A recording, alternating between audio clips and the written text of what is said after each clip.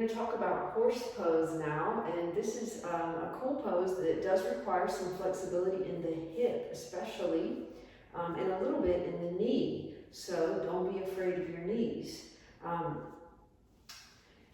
This is the first part of it, which is to bring your, in this case, my left leg into half lotus. So you may need to start like this. Some people like this, just as a way to start to open the hip. The next step would be to get your heel close to the abdomen, really. And then don't push your knee down, just let it go down by itself. And this is an opening of the outside of the hip right here. So if you touch this right here, you'll notice that it feels usually really stretched and tight in this position. And a nice way to get your knee to go down is to squeeze your thighs together like this. Rather than pushing the knee that way, squeeze in. And that starts to activate the bandha, the pelvic floor, the root bandha, mula bandha. So as you squeeze the thighs together, lift the pelvic floor also and drop the tailbone. You don't want to arch your back too much. The tendency here is to kind of arch the back. So let the tailbone go down and squeeze the thighs together. So that already sets you up to protect your joints. And then the next step is to fold forward.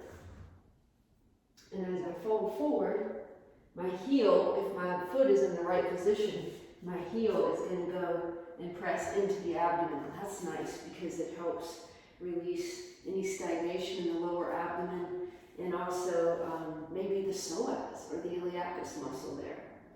Okay, and then if you can go down and sort of relax your neck here, the next step in the full pose is to put your knee down.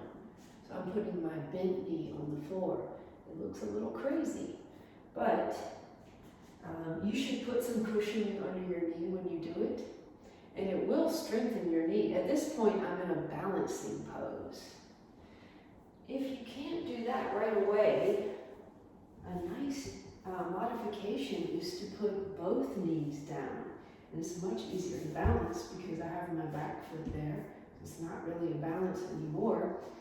And then have the feeling that you're pushing your knees into the floor and at the same time lifting the pelvic floor. So I want to feel like I'm pulling my pelvic floor all the way up to the top of my head and pushing the knees down, right? And then if you want to go and try out the next step, you can put your foot way over here, out to the side, and you can keep your hands down. And then you get used to the pressure on the top of the knee. But make sure you put padding under the knee. Even though I don't have any right now. And then gradually, you can pull your heel in closer to the other knee.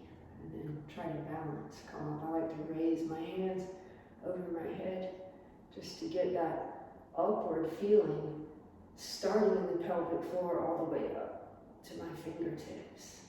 It's such a nice way to strengthen your knees. And of course, anytime that you're strengthening any part of your body, if you go too far, you could hurt it. But if you gradually build the flexibility and strength in the knees, in the connective tissue, in the bones, in the joints and the muscles around the knee, then it's actually really healthy and it will help you prevent injuries. Use the bandhas